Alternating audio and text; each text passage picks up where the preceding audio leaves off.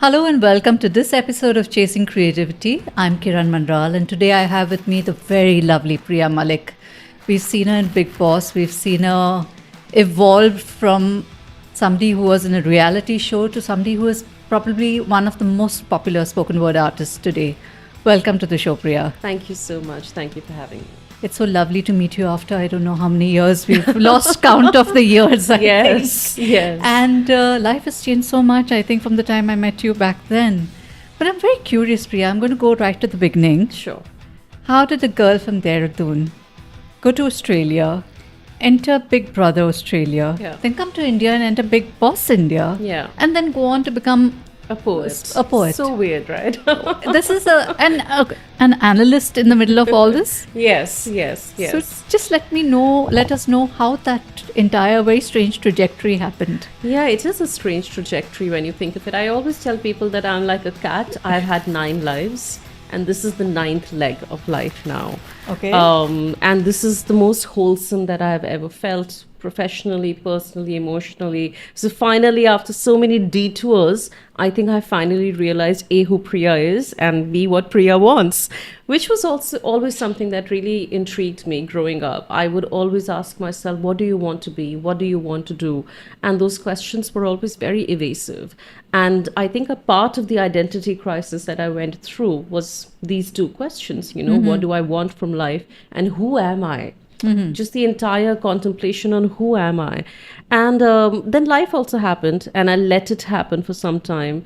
And then I tried to control it. And then I realized there's no way of controlling your life. You have to let life happen to you. And then I let go again.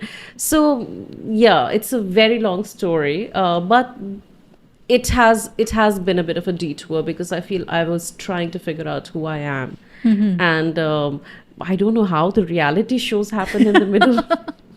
There was some comedy. There was some stand-up, I think. Yes, I've done stand-up as well. Even before spoken word, I've done stand-up actually. And I did pretty well in it. I don't even know how again. But I think it was poetry that I kept coming back to. Okay. Because from the age of 12, I've been writing my own poems. And from the age of 5, I was reciting other people's poetry. I would step up on stage and recite poems in a very animated way as a kid and do all of that. So I think throughout all of these things that you mentioned, poetry was always a constant. And I think that when that realization set in, and when I realized that this can be something that if I really, devote myself to 200%, this can become my life. And guess what it did? It did. You manifested it. Yes. Wonderful. Yes. I've, as somebody who writes, writing is a very solitary job. Yes. Very solitary. As a poet, again, it's a solitary job. Yeah. You write, you have to get inside yourself. You have to be locked. You have to be cloistered. You have to feel your emotions, whatever. Then you go and perform. Luckily, I don't have that. I'm very grateful I don't have that. But to put yourself out there, and you said you've been performing from a very young age. Did you ever find that dichotomous? The public persona of somebody who performs and private person who's writing this?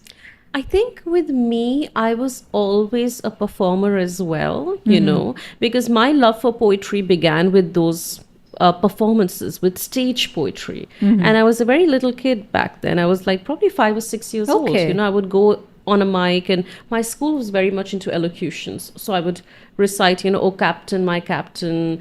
That I think I must be around 10 years old when that happened. But even from like a very young age, when I was 5 or 6, I was still always reciting the nursery rhymes. Then I moved on to the classic poetry. Then when I was a teenager, I was then, reciting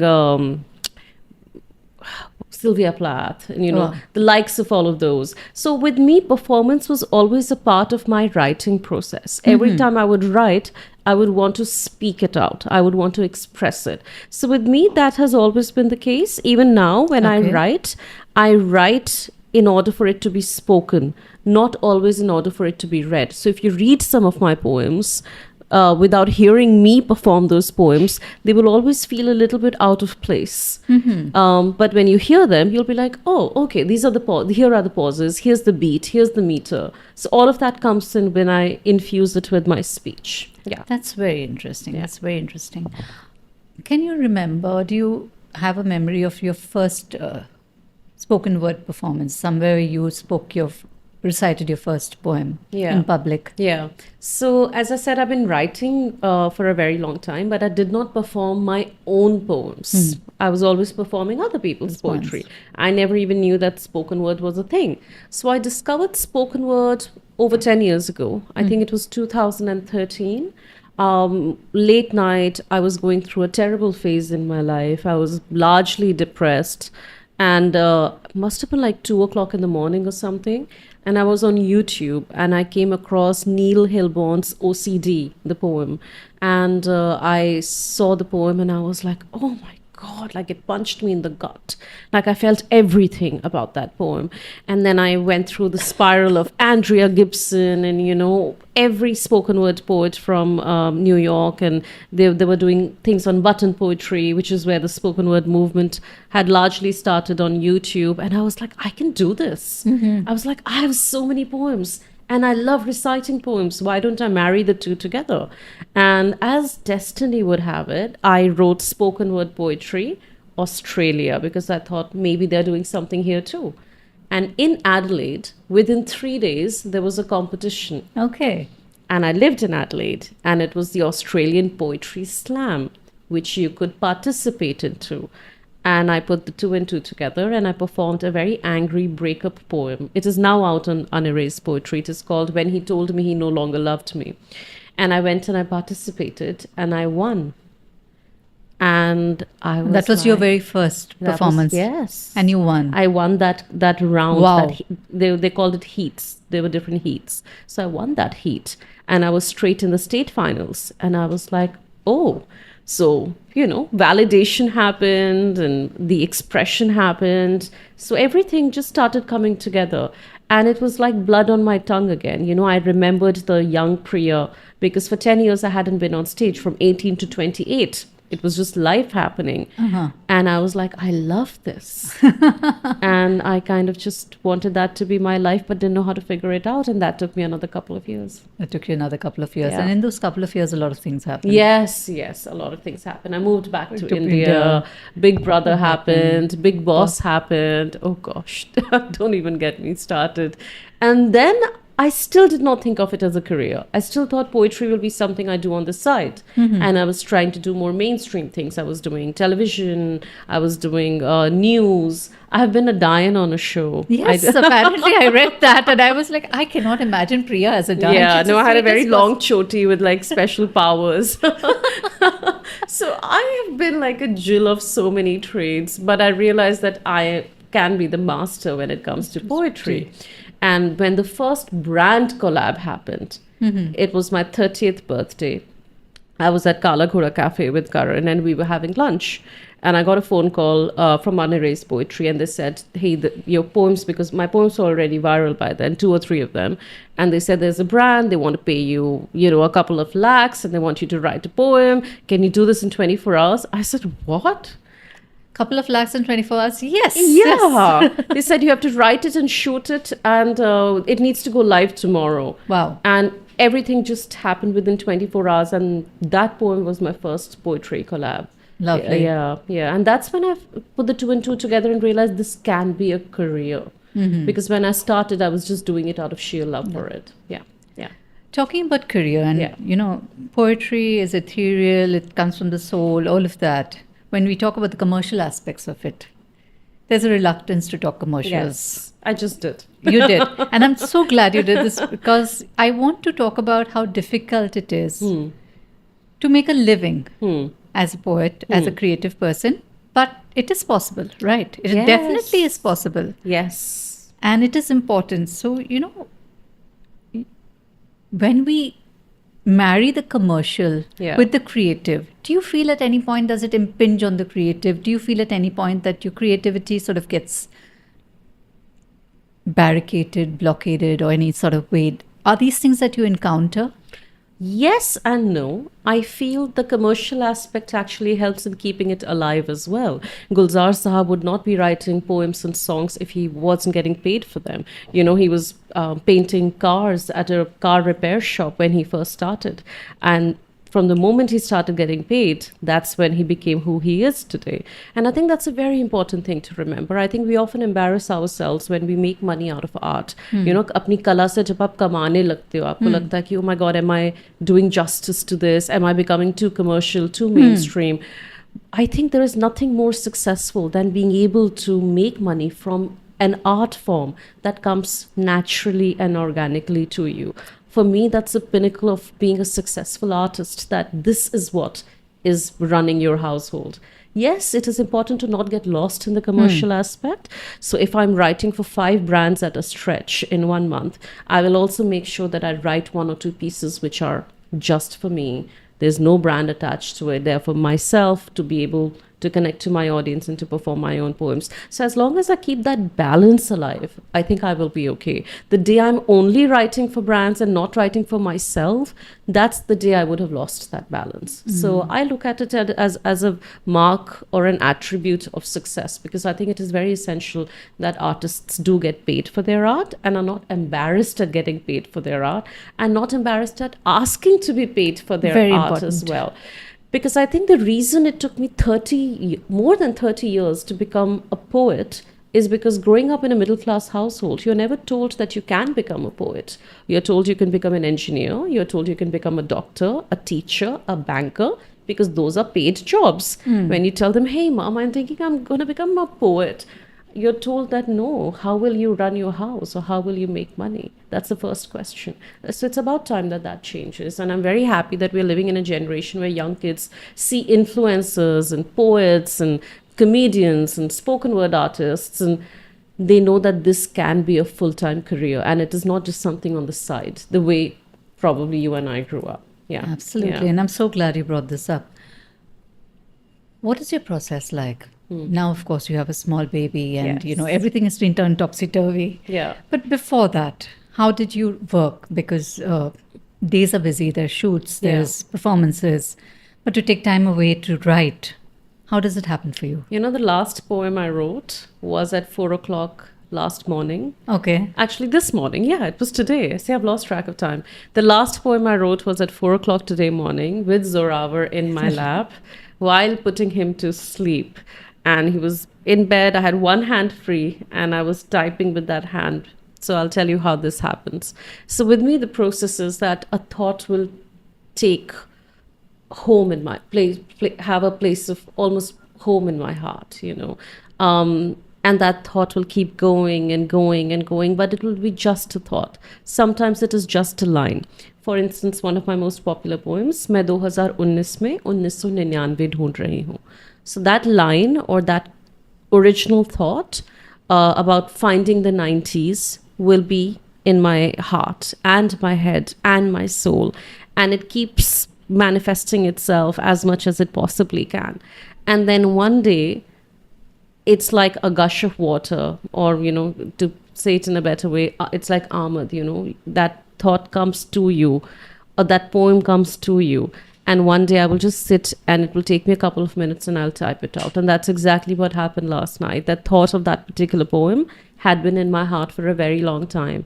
And I just wrote it out within a couple of minutes. With one hand, I was tapping, and it's done. Talent. So with me, it is that I need that thought to marinate for some time. And once it is fully marinated, it will come to me. Okay. I know it will come to me. And when it does, I also know it's time. So when it comes, you let it flow through you. Yeah, You're it's not like giving fighting birth. it. Yeah. Yeah, like, you know, for the lack of a better metaphor, because I've just given birth, right? So you are in labor with that poem. You know, initially for the first few months or days or weeks or hours, that poem is taking shape. The hands, the legs, the heart, the kidney, the liver. And once the baby is ready, once the poem is ready, whether you like it or not, it will push itself out of you. Okay. Yeah. You can't fight it, you can't stop It's it. ejection reflex, as they say in labor. Also, Priya, you write in 2 languages. Yes. And you're one of the rare people who is very good at both. Thank you. And Is there a time when you feel, how do you decide that this is the language I'm going to do this in? Does it, I mean, do you have to decide that I'm going to write this in English, I'm going to do this in Hindi, this thought has come to me in this language, but maybe it will be better in the other language? Does that also happen? I've started leaning more towards Hindi, Urdu, Hindustani, so to speak, Hindustani, nowadays. I no longer enjoy writing in English very much. Okay. But there are some poems that I know will be better in English than Hindi. Like there was this poem that I did called I'm Not a Cool Girlfriend. And I know that writing that in Hindi would be such a disservice to that phrase because it was just the whole idea of being a cool girl or being a cool girlfriend. So I know that poem, I would be able to express it better in English. The same with one of my first poems, when he told me he no longer loved me. I don't think Hindi would have done justice to that particular thought process. So I don't consciously make that decision. I think for me, it's a very logical decision that, okay, yeah, this is an English thought that has come to my head. The thought has popped in English. Let me do this in English. Or the thought has popped in Hindi. Let me do this in Hindi. And once in a while, I mix the two as well. Okay. There are a lot of pieces of mine, like Broken But Beautiful is one of them, which is half English, half Hindi, and it kind of flows and, ebbs. It has its own trajectory. That I just let that flow while I'm doing the writing process. Okay. Yeah. While performing, how important is it for the audience's energy to bounce back at you? Does that affect the performance in any way? How does it work for you? Because we know comic and stand-up. Yeah. That's so very essential. Theatre is essential. Yeah. Spoken word, you're reciting your poems. Do you have to feed off the reaction of the audience as well? Yes, you do. The snapping, that's a very essential part of spoken word poetry. So just like in comedy, your purpose is to elicit laughter, which is a very organic reaction. You can't force people to laugh.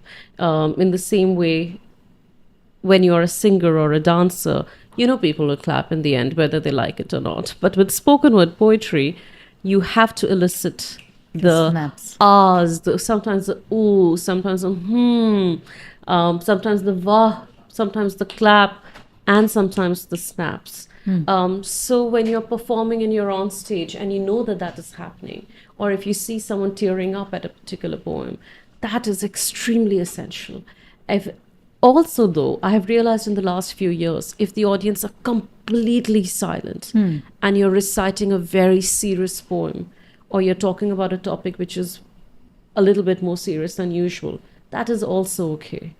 I used to really try to feed off all the snaps and the ahs and the ums and the vahs, but I've also realized that some poems, it is nice for the audience to just be able to simmer into the poem and not have to constantly give you that. Okay. So I've become okay with not having that as well, because I understand that they're really into it. I think by now I can tell that they are into it. And touch wood, they are into it. They are into it. I haven't had a performance in the last few years where I've been like, oh, I've lost them.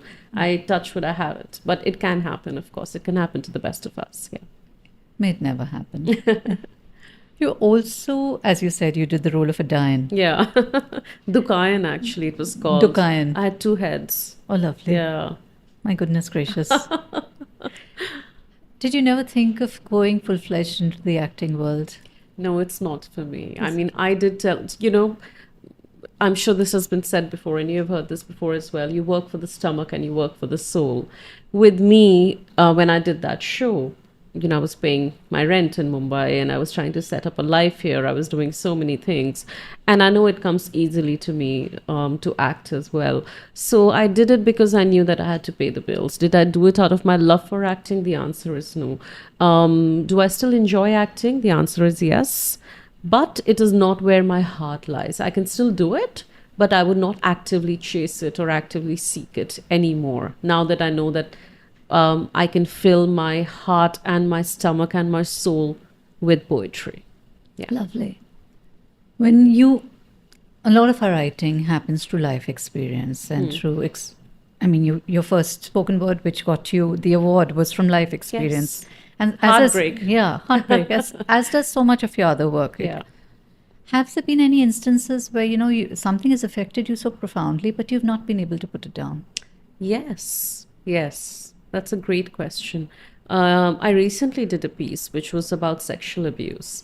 And it took me so many years to talk about it. I just kind of buried it in such a place where I would never want to even dive into that crevice of my mind and talk about it.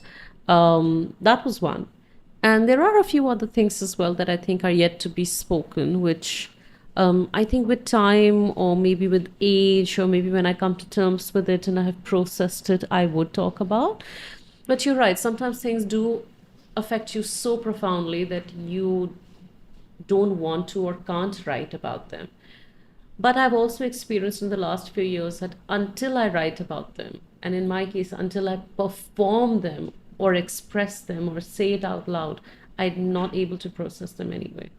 So, yeah. To close that chapter, you Yes, need to I need to let it out. say it. I need to give birth. Yeah. I love the way we're coming back to the give birth metaphor all the time. Yeah, I have to be pregnant with a poem. Yeah.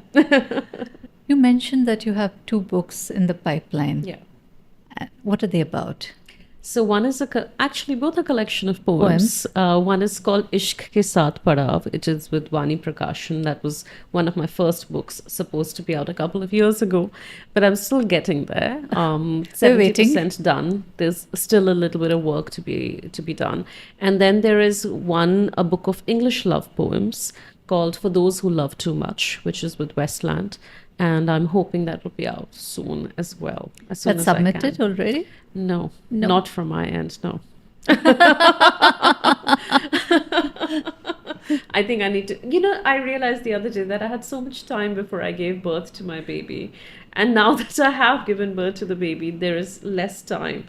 But I am trying to be a little bit more constructive with my writing habit because I write off my whims. I think I need to become a little bit more disciplined and a little bit more structured in my writing. Maybe I can have 1 hour every day, which is possible, even with my baby being in the picture, because I do have a lot of help at home. I think I need to do that in order to finish my books. Yeah, it's essential.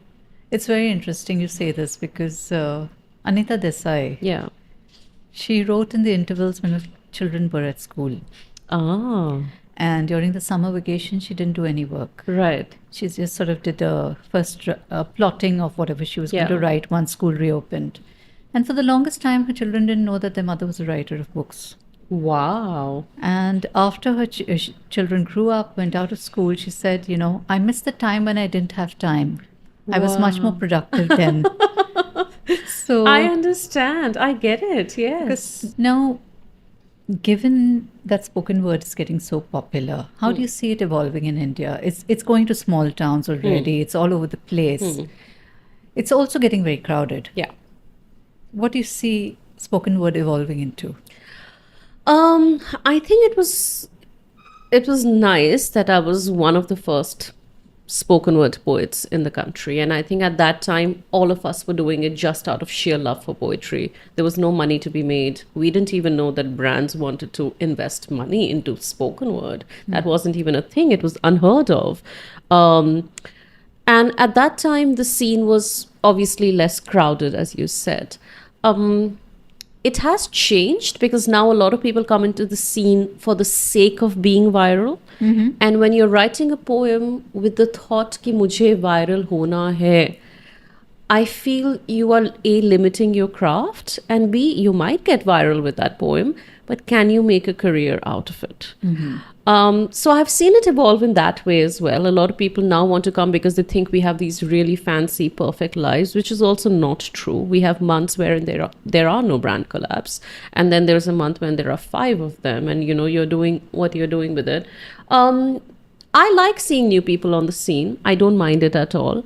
And I also like seeing, new work on the scene. And a lot of older poets who started off when I started off have also kind of, gone into oblivion. I have seen that happen as well. Some of them have taken up jobs. Some of them have branched out into other things like direction and media, so to speak. I'm okay with whatever's happening on the scene. I think as long as I'm only focusing on my journey, I'm fine. When I see another person doing well, I'm happy for them. When I see another person not doing well, I talk to them and ask them how they're doing. So I think I've really been at peace with my journey in this. And I don't try to not get affected by what else is happening on the scene, or is it even a scene, or is it not, all of those questions. And people do ask me that often, but I don't really get into it. But when it comes to where I see the spoken word era in India going, it's great that brands have latched onto it, but I still think it needs a lot of structuring. Like in Mumbai, we still have some structure or a scene, so to speak. In other cities, we don't yet. So that needs to be done. Yeah. What about audiences? Do you think audiences are growing fast enough with the scene? The scene, quote unquote. Yes, they are. I've done a few sold out shows in the last 1 year in Mumbai itself at the NCPA, and I've got another one coming up now. So when I see that, it's really nice. It's also really nice to see a very large demographic when I look at my audience. I have people from the age of 18 to 80 at a spoken word poetry show. And it's really lovely to see that. You have 18-year-olds, you have 20-year-olds, you have the mid-30s, you have the couple in their 40s, and then you have these very old people who have either come with their sons or daughters, or their family has brought them. So there is that range, especially at my shows. That's the truth. And I love seeing that it is impacting people of all ages, all demographics, and people that I would not expect to see at a poetry show. Because I think back in the days when you looked at a mushaira or a kavi sammelan, you would always see some specific type of people dressed specifically, who talk in a particular manner, who are of a particular age range. All of that was very apparent. With spoken word, you could see that it is, delving into more areas when it comes to the kind of people that it is bringing to the shows. So it's quite fun to watch that as well. Yeah. I'm glad you spoke about mushairas and, Kavi Sammelans, because we've always had such a rich culture and heritage of that. And somehow it became uncool. And sadly enough, because, we grew up seeing them on television. In Bombay, there wasn't so much of it. But I remember... In Delhi, it was quite a thing. It's quite huge. Yeah. But why did this happen, do you think? Why did they become suddenly uncool, so to speak? They're becoming cool again, thankfully. Cool again, okay. It's all coming back. Jashn-e-Rekhta is huge. Jashn-e-Rekhta is there, and I have been a part of Jashn-e-Rekhta as well, and there was a lot of controversy when I was invited to Jashn-e-Rekhta, because a lot of the traditional people from the Shairi circuit and the audience and the listeners thought that there is no place for a spoken word poet to be on it. And it was quite, it was very vehement. It was very strange to see the amount of the vitriol that was being forced on me. So I understood that there is that divide between traditional shires and spoken word poets, and people feel it can't be bridged. And I'm one of those people whose poetry has some Urdu thrown in, whether my talaffuz is not, whether I'm doing the kaf right or not, I don't think about all of that. I'm just performing, I'm doing all of that. And my audience are a little bit of the Shairi audience, but also the non-Shairi audience and all of that. So, there is a divide, and then it needs to be cool again. And I have performed with a lot of Shairs now. I was a part of, then I got invited by Jashn-e-Rekhta again 2 years ago, and I was a part of the Khatahin Mushaira, which was like, these were like proper poets, the Sher-o-Shairi wale poets. And then there was me with a little bit of English and a little bit of Hindi and a little bit of Urdu. I love it. And, all of that. So I like that the scene is kind of trying to become one. There are audiences and artists who do try and divide these scenes. But I think it's about time that it becomes one scene. I met this particular Shair at the airport over a year ago.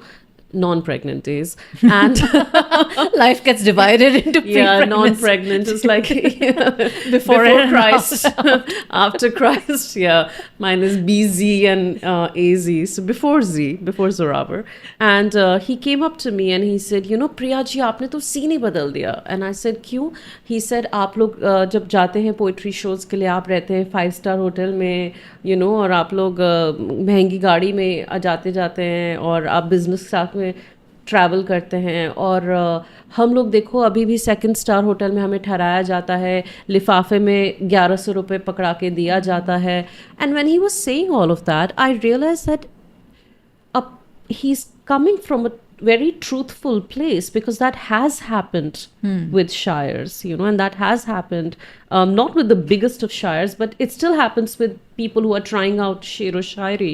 And in a way I want this to change. I think all of us need to be on the same stage, because we do have a crowd that likes to listen to both. I recently did a show where Wasim Barelvi Sahab was the headliner, and you know, when you listen to Wasim Sahab, he's like the epitome of shero shairi, and there were people who were there to listen to him, and then there were people who were there to listen to me.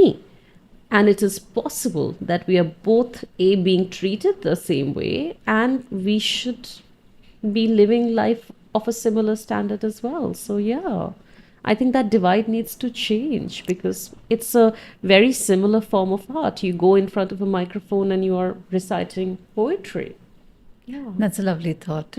Let's hope that happens sometime. Yes, soon. I mean, it happens to the greatest shires, but there are still people out there who are struggling and who think that they will never be able to make it cool, or they will never be able to live the life they want. Again, the whole commerce and art factor comes into play over there. And a lot of people think that in order to be a true शायर or a true poet, you know, आप फटे हुए कुर्ते और चप्पल में जाके झोला लटका के वहाँ पे अपनी कहानियाँ सुना रहे हो तो आप असली सच्चे शायर हो. अगर आप थोड़ा तैयार व्यार होके अच्छे लग के सुना रहे हो तो आप असली शायर नहीं हो. I think ये सब चीज़ें चेंज होनी चाहिए. It's very important, you know, that we get out of that entire image that we have in our heads. That's a good thought. What's coming next from Priya?